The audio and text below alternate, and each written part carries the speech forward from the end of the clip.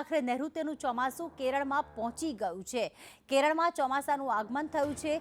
એક સપ્તાહ એટલે કે 8 દિવસ પહેલા ચોમાસું કેરળ પહોંચ્યું છે। છેલ્લા 16 વર્ષમાં ભારતમાં સૌથી વહેલું ચોમાસું આવ્યું છે, કારણ કે વર્ષ 2009માં 23 મેના રોજ ચોમાસું કેરળ પહોંચ્યું હતું।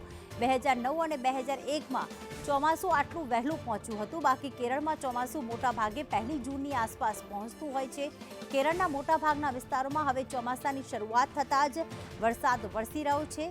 સામાન્ય રીતે અહીંયા 1 જૂનની આસપાસ ચોમાસું પહોંચતું હોય છે, પરંતુ 2025માં એક્ઝેક્ટ 16 વર્ષ બાદ 2009માં 23 મેના રોજ અને 2025માં 24 મેના રોજ ચોમાસું પહોંચ્યું છે। હવે ગ્રાફિક્સના માધ્યમથી અમે બતાવી રહ્યા છીએ કે કયા વર્ષમાં કઈ તારીખે ચોમાસું જે છે તે પ્રવેશ્યું હતું। વર્ષ 2009માં 23 મેના દિવસે, 2010માં 31 મે, જ્યારે 2011માં 29 મેના દિવસે ચોમાસું પહોંચ્યું હતું।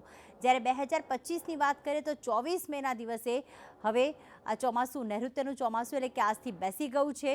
મોટાભાગના વિસ્તારોમાં વરસાદ વરસી રહ્યો છે। આ વખતે આમ તો 27 મેના રોજ પહેલાં IMDજીએ આગાહી કરી હતી કે 27 મેના રોજ ચોમાસું કેરળ પહોંચશે, એટલે કે 4 થી 5 દિવસ વહેલા પહોંચશે, પણ 24 મેના દિવસે પહોંચી ગયું છે આજના દિવસે, જેના કારણે 8 દિવસ નૈઋત્યનું ચોમાસું કેરળ વહેલું પહોંચી ગયું છે। કેરળમાં વહેલું ચોમાસું બેસતા હવે મહારાષ્ટ્ર અને ગુજરાતમાં પણ ચોમાસું વહેલું આવી શકે છે।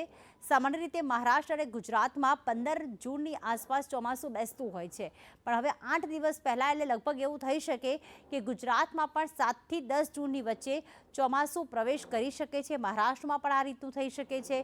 આમ પણ જોવા જઈએ તો અત્યારે પ્રી મોન્સૂન એક્ટિવિટી કહો કે વાવાઝોડાની અસર કહો, ગુજરાત અને મહારાષ્ટ્રના પણ મોટાભાગના જિલ્લામાં અત્યારે વરસાદી માહોલ જામેલો જ છે, અને ગુજરાતમાં પણ દક્ષિણ સૌરાષ્ટ્ર અને દક્ષિણ ગુજરાતમાં તો વરસાદ વરસી જ રહ્યો છે। માત્ર મધ્ય ગુજરાતમાં અત્યારે ગરમીનો અનુભવ થઈ રહ્યો છે। બાકી નૈઋત્યનું ચોમાસું મહારાષ્ટ્ર ગુજરાતમાં પણ વહેલું પ્રવેશી શકે।